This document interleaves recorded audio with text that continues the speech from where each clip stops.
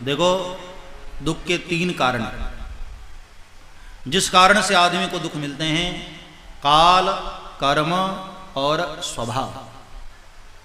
तीन कारणों से आदमी दुखी होता है। ज्यादातर दुनिया में लोग दुखी हैं अपने कर्म के कारण। या तो ऐसे कर्म किए थे या ऐसे कर्म कर रहे हैं,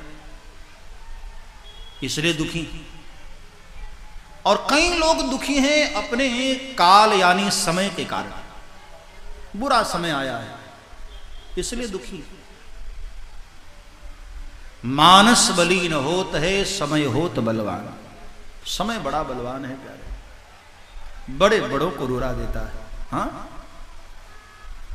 लोग नाहक किसी मजबूर को बुरा कहते हैं। लोग नाहक किसी मजबूर को बुरा कहते हैं। आदमी बुरा नहीं प्यारे, ये वक्त बुरा होता है, ये समय बुरा होता है।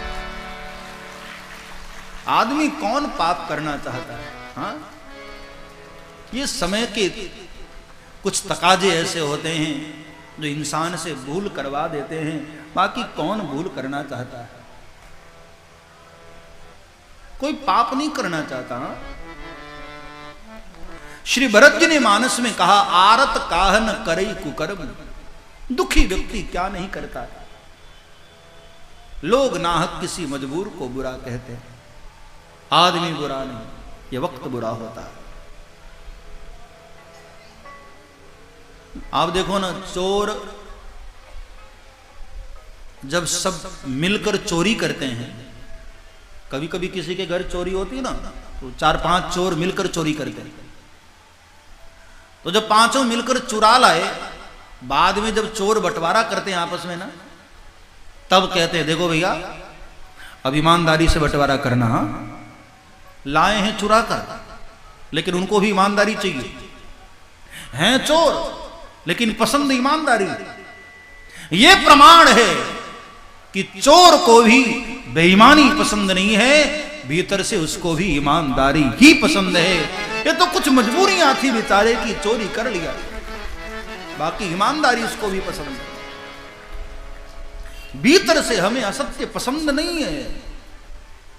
समय की मार के कारण इंसान गलत रास्ते अख्तियार कर लेता है, बाकी कौन गलत मार्ग पर जाना चाहता है भाई? हाँ, मानस बली न होत है, समय होत बलवान। तो ज्यादातर दुनिया में लोग समय के कारण दुखी हैं, काल के कारण अथवा तो कर्म के कारण। एक तीसरा कारण और भी है, स्वभाव। कई लोग दुनिया में अपने स्वभाव के कारण दुखी। स्वभाव ही है उनका दुखी रहना। वो कहीं भी रहते हैं ना, ऐसे मुंह लटका कर ही रहते हैं, रोते रहते हैं। एक महात्मा ने किसी सेठ को पूछा, सेठ जी सब ठीक है ना? सेठ जी ने कहा कि हाँ, दाल रोटी चल रही है महाराज। दाल रोटी? अरे सेठ, मैंने तो सुना है कि इस बार तुझे 10 लाख का प्रॉफिट हुआ है। सेठ ने कहा कि हाँ महाराज हुआ तो है। महात्मा ने कहा तो फिर ढीले ढीले क्यों बोल रहे हो कि दाल रोटी? अरे इसमें तो खीर पूड़ी चलनी चाहिए। महात्मा ने कहा नहीं, वो सेठ ने कहा नहीं नहीं महाराज ऐसी है ना, पिछले साल मुझे 12 लाख का फायदा हुआ था, इस बार 10 का ही हुआ। महात्मा ने कहा मूर्ख, पिछले साल वाला 2 ही तो नहीं मिला ना, 10 तो मिला है। 2 नहीं मिल पाया तो 10 का मजा भी चौपट कर रहा है। कई लोग स्वभाव से दुखी, लाभ हो गया तब भी दुखी हैं, और नहीं हुआ तब तो रोते ही रहते हैं।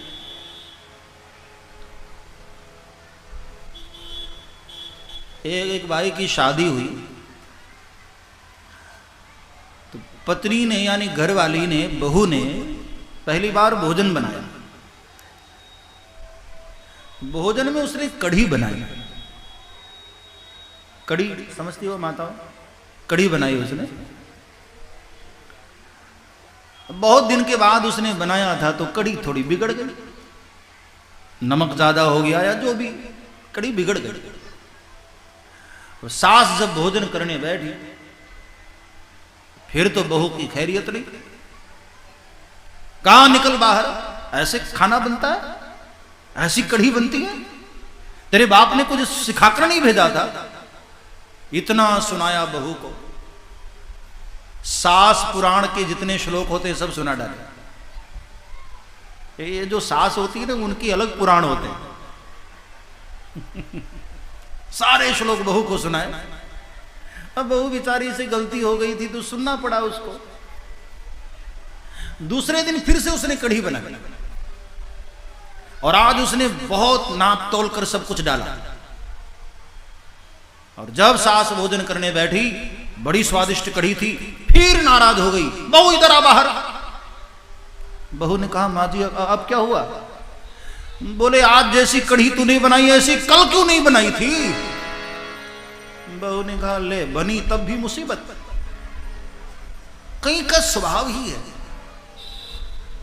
कई कई माताएं ऐसी होती ना वो कभी संतुष्ट नहीं होती, हमेशा बस दुखी रहना। देखो काल के कारण जो दुखी है ना वो सुखी हो सकता है, अच्छा समय आएगा सुखी हो जाएगा। कर्म के कारण जो दुखी है वो भी सुखी हो सकता है, अच्छे कर्म करेंगे सुखी हो जाएंगे। लेकिन ये जो स्वभाव से दुखी लोग हैं ना, इनको तो ब्रह्मा भी धरती पर उतारा है तो भी सुखी करने वाले नहीं। जो स्वभाव से दुखी है, स्वभाव से दुखी नहीं होना चाहिए। हाँ मैं देखता हूं जो स्वभाव से दुखी होते हैं ना, ऐसे लोग कथा में भी आ जाते हैं ना, यहां भी मुंह लटका कर ही बैठे रहते हैं, ऐसे उदास, न हंसेंगे न गाएंगे बस। और उनको देखकर उसके आसपास में जो बैठे लोग होते हैं ना वो सब साइलेंट होते हैं। क्या हुआ इनको? हाँ तो प्यारे कथा में तो मुस्कुराते हुए बैठो। कल से तो मैं एक बोर्ड लगवाने वाला हूं कि कृपया मुस्कुराइए आप कथा में। हाँ मुस्कुराते रहो मुस्कुराते रहो मुस्कुराते रहो और प्रभु के शरण मन लगाते रहो और प्रभु के शरण मन लगाते रहो। मुस्कुराते रहो मुस्कुराते रहो गुनगुनाते रहो गुनगुनाते रहो और प्रभु के शरण मन लगाते रहो और प्रभु के शरण मन लगाते रहो। मुस्कुराते रहो मुस्कुराते रहो मुस्कुराते रहो मुस्कुराते रहो। कथा में बैठो तो प्यारे आगे वाले दो दांत तो दिखते रहना चाहिए। हाँ प्रसन्न चित्त। दुनिया में तो आप उदास रहते ही हो, यहां तो मुस्कुराओ। ये तो ठाकुर का दरबार है, भगवान का दरबार है, ये तो यहां खुश रहना चाहिए। एक जगह मैंने ऐसा कहा कि आगे वाले दो दांत दिखते रहना चाहिए। एक दादाजी ने मुझे पूछा था कि बापू आगे वाला हो ही न तो भाई मेरे कहने का मतलब गलत अर्थ न लिया करो। मुस्कुराते रहो प्रसन्न रहो।